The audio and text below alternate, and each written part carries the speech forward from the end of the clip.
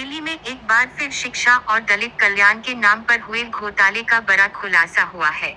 दिल्ली सरकार के मंत्री आशीष सूद ने प्रेस कॉन्फ्रेंस कर दावा किया है कि जय भीम प्रतिभा विकास योजना में भारी भ्रष्टाचार हुआ है। इस योजना के तहत गरीब और दलित बच्चों को मुफ्त कोचिंग देने का वादा किया गया था। योजना का मूल बजट केवल 15 करोड़ रुपए था, लेकिन अगस्त 2022 तक 145 करोड़ रुपए के बिल बनवा दिए गए। आरोप है कि आम आदमी पार्टी की सरकार और कोचिंग माफिया के बीच सांठगांठ हुई और फर्जी बच्चों की लिस्ट बनाकर पैसे निकाल लिए गए। आशीष सूद ने बताया कि जब वर्तमान सरकार ने कोचिंग सेंटरों से डेटा मांगा तो केवल 13,000 छात्रों की लिस्ट सामने आई, जबकि खर्च इतने ज्यादा थे मानो लाखों छात्रों को कोचिंग दी गई हो। इतना ही नहीं, जिन संस्थानों को पैसा देना था उन्हें कोर्ट में भेजकर कोर्ट के ऑर्डर के नाम पर भुगतान करने का रास्ता सुझाया गया। उन्होंने यह भी कहा कि बाबा साहेब अम्बेडकर के नाम का सहारा लेकर शिक्षा योजना में लूट मचाई गई और एएपी के सभी नेताओं ने अपना अपना हिसाब बांट लिया।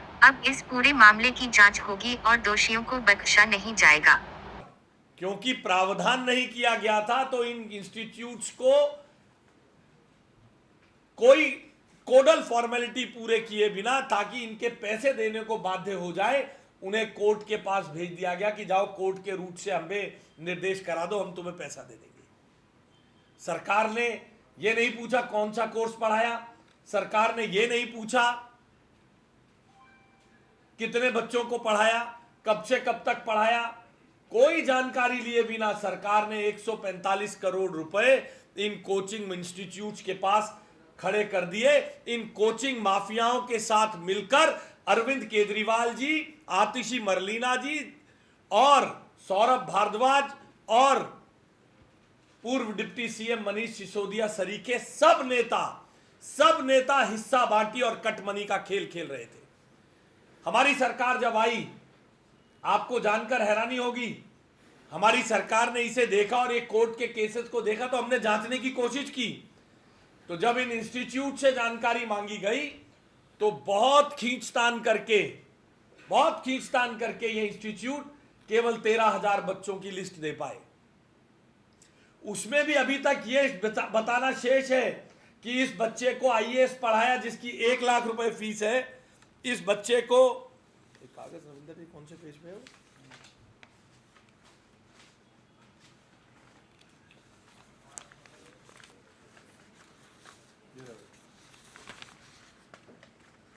किस बच्चे को यूपीएससी की फीस थी जी 1 लाख रुपए, entrance examination for MBA CLAT 50,000 रुपए, एसएससी एलआईसी जीआईसी 30,000 रुपए, ग्रुप सी की पोस्ट की 4 महीने की पढ़ाई के लिए 25,000 रुपए और 1 महीने की कोचिंग क्लास जो स्टूडेंट लेगा किन्हीं इंटरव्यू की प्रिपरेशन के लिए 10,000। ऐसे अलग अलग कोर्सेज।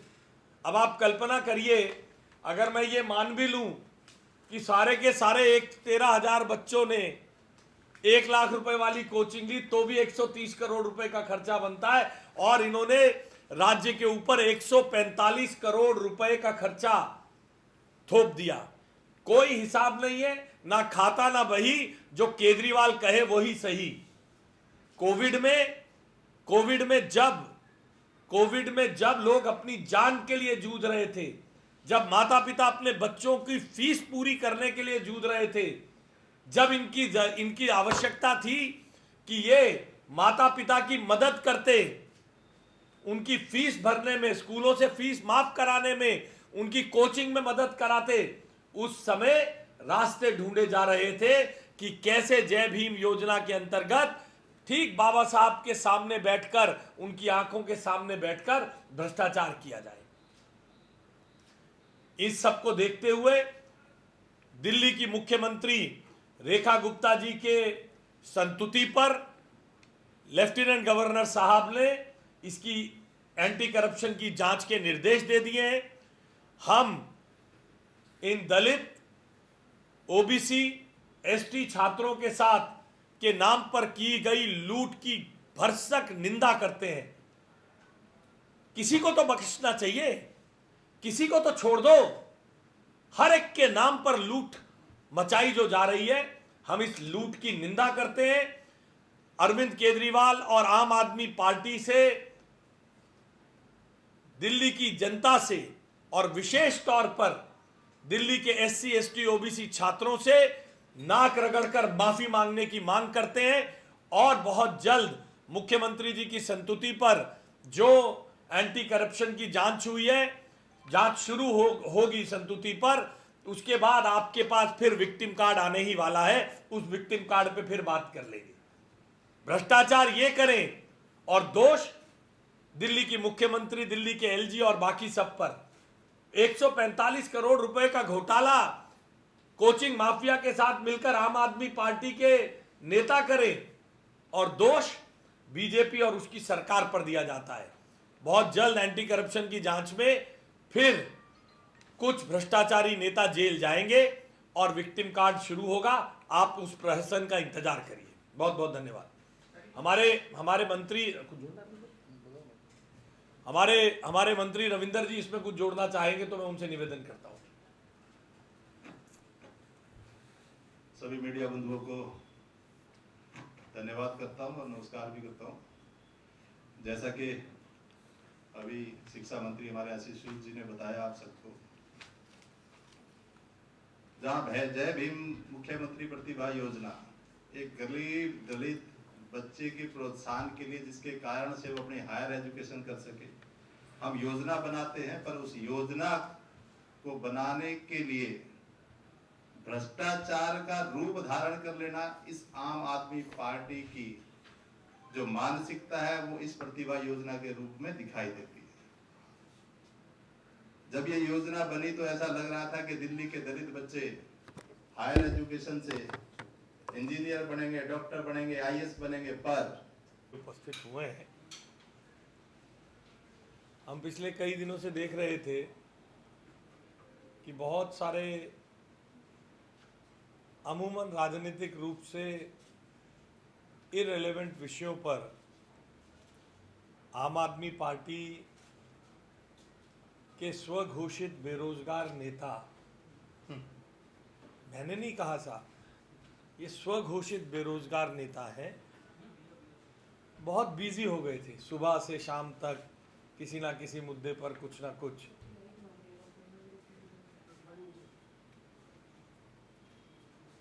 जैसे जैसे हम सरकार की सभी फाइलों में, सरकार की सभी योजनाओं में इन डीप जा रहे हैं, हम अपनी नई योजनाओं को लागू करने के लिए आगे बढ़ रहे हैं, हमारे सामने चौंका देने वाले और रोंगटे खड़े कर देने वाले खुलासे हो रहे हैं, जिससे दिल दुखी भी होता है और हैरानी भी होती है। दिल दुखी इसलिए होता है कि कैसे कोई राजनीतिक व्यक्ति इतना असंवेदनशील हो सकता है कि हर किसी चीज में कैसे कोई राजनीतिक दल आम आदमी पार्टी नाम रखने के बाद इतना असंवेदनशील हो सकता है कि हर किसी चीज में घोटाला, कटमनी और भ्रष्टाचार को किया जाए और कम से कम अपनी आइडियोलॉजी से जुड़े हुए प्रतीकों को तो ठगे नहीं। आज मैं आपको जो बताने जा रहा हूं,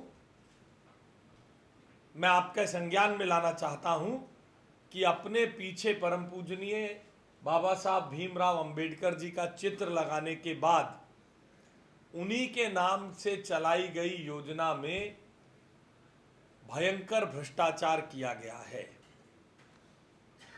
पिछली सरकार ने जय भीम मुख्यमंत्री प्रतिभा विकास योजना नाम से एक योजना चलाई। प्रतिभाओं का तो जो विकास हुआ होगा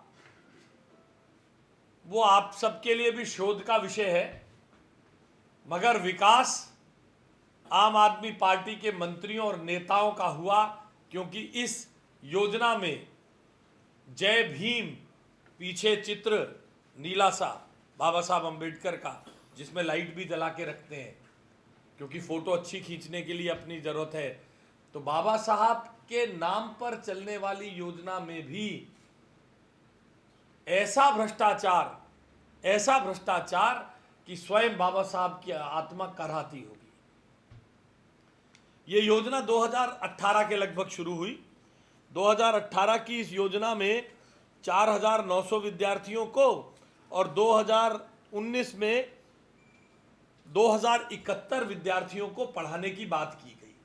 स्कीम ये थी कि कुछ इंस्टीट्यूट्स तय कर लिए जाएंगे, उन इंस्टीट्यूट्स में बच्चा जाएगा और ग्रांट इन एड के रूप में उस बच्चे का पैसा, पढ़ने का ट्यूशन का पैसा दे दिया जाएगा इंस्टीट्यूट को वापस, और आईएएस की कोचिंग दिलाई जाएगी।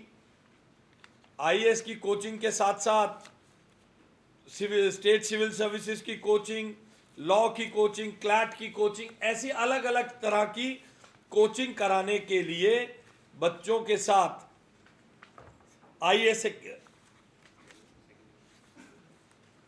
इस प्रकार की कुछ कोचिंग कराने के लिए